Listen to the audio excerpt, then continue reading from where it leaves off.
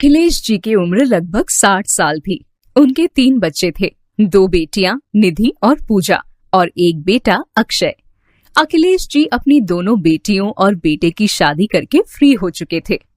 बेटे और बहू का स्वभाव अच्छा होने के कारण उनका जीवन काफी अच्छा गुजर रहा था। अखिलेश जी की दोनों बेटियां मायके आई हुई थी और आपस में बातें कर रही थी। देखो पूजा, तुम्हें तो कितने पैसे वाला ससुराल मिला है, मेरा ससुराल उतने पैसे वाला नहीं है। हाँ, तुम्हारी बात तो सही है निधि, लेकिन पैसे वाले होते हुए भी बड़े ही अजीब किस्म के लोग हैं मेरे ससुराल वाले। ऐसा क्यों कह रही हो? सब ठीक तो है? क्या ठीक है? इतना पैसा होते हुए भी सोच समझकर पैसे खर्च करने पड़ते हैं। कहीं आने जाने की आजादी नहीं, कपड़े भी पहनो तो उनकी पसंद के। लगता है ससुराल नहीं किसी जेल में रह रही हूँ। तू बता, तेरे यहाँ कैसा माहौल है?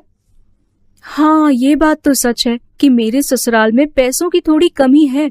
मेरा मतलब हमारी हालत ठीक ठाक है, लेकिन वो लोग मुझे कहीं आने जाने से मना नहीं करते।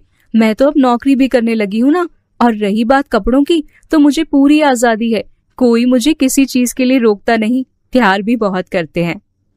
मुझसे तो तुम्हारी जिंदगी अच्छी है, कम से कम खुलकर जी तो सकती हो। हाँ, तुम्हारी बात तो सही है, लेकिन जब हाथ में पैसे ही ना हो तो किस बात का खुलकर जीना। लेकिन फिर भी सब कुछ ठीक ही है। अब अपनी अपनी किस्मत है, क्या कर सकते हैं। तभी वहां पर अखिलेश जी का बेटा अक्षय भी आ गया और अपनी दोनों बहनों को बातें करते देख उसने पूछा, अरे क्या बातें हो रही है दोनों बहनों में? इतने दिन बाद मायके आई हो, लेकिन अपने भाई से बात करने की फुर्सत नहीं। अब तुझे भी तो हमसे बात करने की फुर्सत नहीं है ना भाई। सारा दिन बस पापा के बिजनेस को संभालता रहता है। पापा की सारी जमा पूंजी कहीं खुद के पास रखने का इरादा तो नहीं? हम बहनों को भी कुछ मिलेगा या नहीं? हाँ भाई, वैसे पूजा की बात तो सही है। अब हम लड़कियां हैं तो क्या हुआ, पापा की तो हर चीज पर उनके सारे बच्चों का अधिकार होना चाहिए। ये आप दोनों कैसी बातें कर रही हैं? आप दोनों इस घर की बेटियां हैं और पापा की प्रॉपर्टी पर जितना अधिकार मेरा है उतना ही आप दोनों का भी है। आप जब चाहे अपना हिस्सा लेकर जा सकते हैं। मुझे प्रॉपर्टी से बिल्कुल प्यार नहीं है। मुझे तो मेरी दोनों बहनों का प्यार चाहिए। अखिलेश जी की दोनों बेटियां वापस अपने ससुराल चली गईं। उनके जाने के बाद अक्षय ने अपने पिता से बात की। पापा, मुझे निधि और पूजा की बातें सुनकर ऐसा लगा जैसे उन्हें आपकी प्रॉपर्टी में हिस्सा चाहिए। ये तुम क्या कह रहे हो? मेरी बेटियां ऐसी तो नहीं थी जो अपने पिता की प्रॉपर्टी में हिस्सा मांगने लगे। नहीं नहीं, तुम्हें कोई गलत फहमी हुई होगी। नहीं पापा, मुझे कोई गलत फहमी नहीं हुई है। निधि और पूजा ने मुझे साफ साफ कहा है कि उन्हें भी आपकी जायदाद में हिस्सा चाहिए। आप जैसा करना चाहें कर दें, मुझे किसी तरह की कोई परेशानी नहीं है। जानता हूं बेटा, तुम बहुत समझदार हो और जीवन में मेहनत करके काफी आगे बढ़ सकते हो, लेकिन बात तुम्हारी समझदारी की नहीं है। मेरी दोनों बेटियों के ससुराल वालों की आर्थिक स्थिति अलग अलग है और इसीलिए मैं पहले अपनी दोनों बेटियों से बात करना चाहता हूँ। जानना चाहता हूँ कि ऐसी ऐसी कौन सी परिस्थितियां हैं जिसके चलते उन्हें प्रॉपर्टी में हिस्सा मांगने की बात करनी पड़ी। जैसा आपको ठीक लगे पापा। अगर आप कहें तो मैं निधि और पूजा को वापस यहाँ बुला लेता हूँ, आप खुद ही उनसे बात कर लेना। अखिलेश जी के कहने पर अक्षय ने अपने दोनों बहनों को फिर से मायके बुलाया। अखिलेश जी अपने दोनों बेटियों से प्रॉपर्टी के बारे में बात करना चाहते थे और जब दोनों बेटियां वापस अपने मायके आईं, तो अखिलेश जी ने उनसे बात की। तुम दोनों के जाने के बाद अक्षय ने मुझे बताया कि प्रॉपर्टी में अपने हिस्से की मांग को लेकर तुमने उससे कुछ बात की थी। हाँ पापा, मैंने सुना है कि नए नियमों के अनुसार अब बेटियों को भी अपने पिता की जायदाद में हिस्सा मिलता है।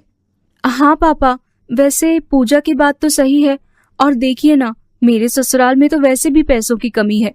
पूजा के ससुराल वाले तो बहुत पैसे वाले हैं, लेकिन मुझे तो खुद नौकरी करके कमाना पड़ता है। अरे तो क्या हुआ, भले ही तुम्हारे ससुराल में पैसों की कमी है, लेकिन वो लोग बहुत खुले विचारों के हैं। तुम अपनी मर्जी से खा सकती हो, पहन सकती हो, जैसे चाहे रह सकती हो, लेकिन पैसे वाला ससुराल होते हुए भी मुझे किस तरह रहना पड़ता है ये तो मैं ही जानती हूँ। ये तुम दोनों कैसी बातें कर रही हो बेटा? दोनों बहनें होते हुए भी इस तरह आपसी मनमुटाव अच्छी बात नहीं है। लेकिन पापा, अगर ऐसी बात है तो फिर आपको हम दोनों की शादी एक जैसे घर में करनी चाहिए थी। लेकिन किसी भी बाप के लिए संभव नहीं होता, और वैसे भी शादी के बाद की जिंदगी अपनी अपनी किस्मत के हिसाब से मिलती है। मैंने तुम दोनों के लिए अच्छा ही करने की कोशिश की है।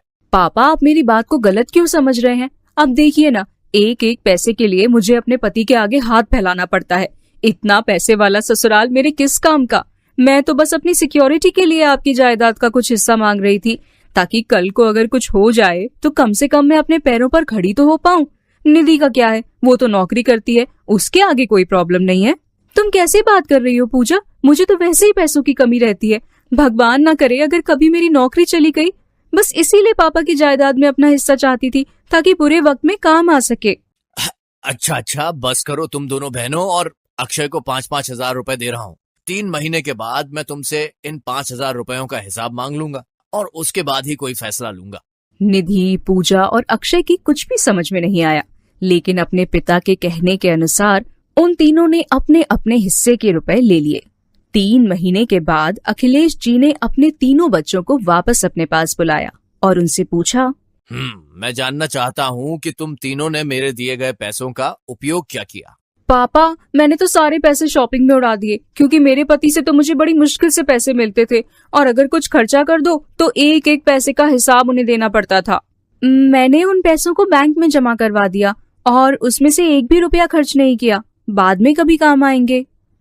पापा, मैंने तो उन पैसों को बिजनेस में लगाया, उनसे शेयर खरीद लिए और मुनाफा होने की वजह से पैसे 5,000 से बढ़कर 10,000 हो गए।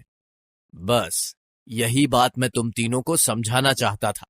देखो बेटा, प्रॉपर्टी के लिए झगड़ा करना किसी भी तरीके से सही बात नहीं है।